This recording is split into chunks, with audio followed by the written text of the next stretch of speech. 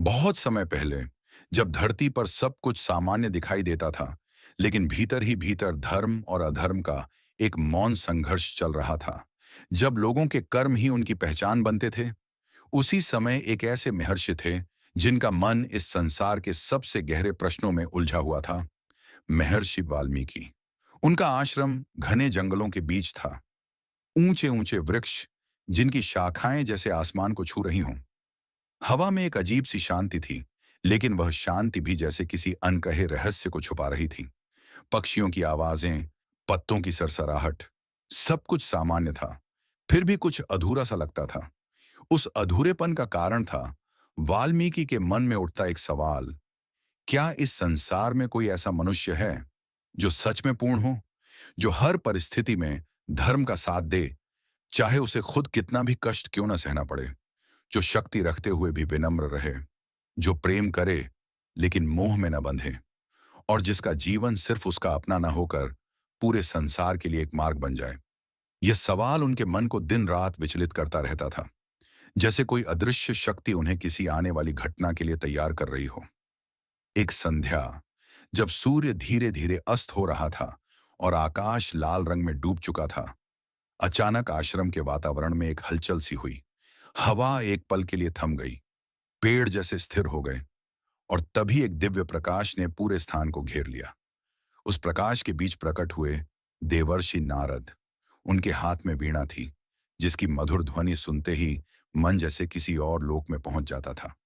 उनकी आंखों में एक ऐसी गहराई थी जैसे वे समय के पार देख सकते हों। उन्होंने मुस्कुराकर वाल्मीकि की ओर देखा, जैसे उन्हें पहले से ही पता हो कि उनके मन में क्या चल रहा है। वाल्मीकि ने बिना देर किए अपना प्रश्न उनके सामने रख दिया। उनकी आवाज में एक बेचैनी थी, एक खोज थी। क्या इस धरती पर कोई ऐसा मनुष्य है जो सभी गुणों से युक्त हो? नारद कुछ क्षण मौन रहे। उनकी मुस्कान धीरे धीरे और गहरी हो गई, जैसे वे किसी ऐसे नाम को याद कर रहे हों जो सिर्फ एक व्यक्ति नहीं, बल्कि एक युग की पहचान बनने वाला हो। फिर उन्होंने धीरे से कहा, हाँ, है। और उसी क्षण, जैसे समय एक पल के लिए ठहर गया, उन्होंने एक नाम लिया, राम। यह नाम साधारण नहीं था। इस नाम में एक कंपन था, एक ऐसी शक्ति थी जो सुनने वाले के भीतर तक उतर जाती थी। वाल्मीकि के मन में एक अजीब सी हलचल हुई, जैसे उन्होंने किसी अनजानी सच्चाई को छू लिया हो। नारद ने आगे कहना शुरू किया, अयोध्या नगरी, जहां राजा दशरथ राज्य करते हैं, वहीं जन्म लेंगे राम। वे केवल एक राजकुमार नहीं होंगे, वे धर्म का आधार बनेंगे। वे अपने पिता के वचन के लिए सब कुछ त्याग देंगे, यहां तक कि अपना सुख, अपना अधिकार, और शायद अपना सबसे प्रिय भी। लेकिन जैसे जैसे नारद आगे बोलते गए, उनकी आवाज में एक हल्की सी गंभीरता उतरती गई। उन्होंने कहा, उनका जीवन आसान नहीं होगा। उनके मार्ग में ऐसे दुख आएंगे जो एक साधारण मनुष्य को तोड़ दें। उनका प्रेम उनसे छीन लिया जाएगा, उन्हें वनवास सहना होगा, और अंत में एक ऐसा युद्ध होगा जो केवल बाहरी नहीं, बल्कि भीतर का भी होगा। यह सुनकर वातावरण और भी भारी हो गया, जैसे आने वाले समय की परछाई पहले ही वहां फैल चुकी हों। नारद के जाने के बाद आश्रम फिर से शांत हो गया, लेकिन अब वह शांति वैसी नहीं थी। अब उस शांति में एक कहानी जन्म ले रही थी।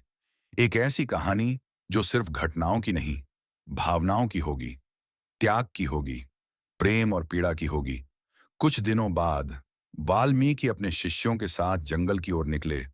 सब कुछ सामान्य था, लेकिन नियति ने उस दिन उनके लिए कुछ और ही तय कर रखा था। अचानक उनकी नजर एक पक्षी जोड़े पर पड़ी, क्रौंच पक्षी। दोनों एक दूसरे के साथ मग्न थे। उनके बीच का प्रेम इतना सच्चा था कि उसे देखकर मन में एक शांति सी महसूस होती थी, जैसे दुनिया में अभी भी कुछ पवित्र बाकी है। लेकिन तभी एक तीखी आवाज हवा को चीरती हुई आई, एक शिकारी का तीर, और अगले ही पल नर पक्षी जमीन पर गिर पड़ा। उसका शरीर तड़प रहा था, उसकी आंखों में डर और दर्द साफ दिखाई दे रहा था। और उसके पास खड़ी मादा पक्षी, उसकी चीख, उसका विलाप, वह दर्द इतना गहरा था कि जैसे पूरे जंगल ने उसे महसूस किया। पेड़, हवा, आकाश, सब मौन हो गए। वाल्मीकि का हृदय उस दृश्य को सहन नहीं कर पाया। उनकी आंखों में करुणा भर आई, और उसी क्षण उनके भीतर कुछ टूट गया या शायद कुछ नया जन्म ले लिया। उनके होंठों से स्वतः शब्द निकले, एक श्राप, लेकिन वह श्राप भी कविता बन गया। मां निषाद, ये सिर्फ शब्द नहीं थे, यह दर्द की अभिव्यक्ति थी। ये उस अन्याय के खिलाफ एक पुकार थी। और यही था संसार का पहला श्लोक। उसी क्षण आकाश में एक दिव्य प्रकाश प्रकट हुआ और उस प्रकाश से प्रकट हुए ब्रह्मा। उनकी उपस्थिति से पूरा वातावरण दिव्यता से भर गया। उन्होंने वाल्मीकि की ओर देखा और कहा, तुम्हारे भीतर जो भाव जागा है वही इस संसार को एक नई दिशा देगा। तुम राम की कथा को इसी छंद में लिखो। जो तुम देखोगे, जो तुम अनुभव करोगे, वह सब सत्य होगा। ये एक आदेश नहीं था, ये एक वरदान था। उस क्षण एक साधारण प्रश्न ने एक अमर ग्रंथ को जन्म दिया। और कहीं दूर अयोध्या में समय धीरे धीरे उस पल की ओर बढ़ रहा था जब राम का जन्म होगा। दोस्तों, मिलते हैं फिर अगले अध्याय में। अगर आपको मेरी वीडियो अच्छी लगी हो तो चैनल को लाइक और सब्सक्राइब जरूर कर देना।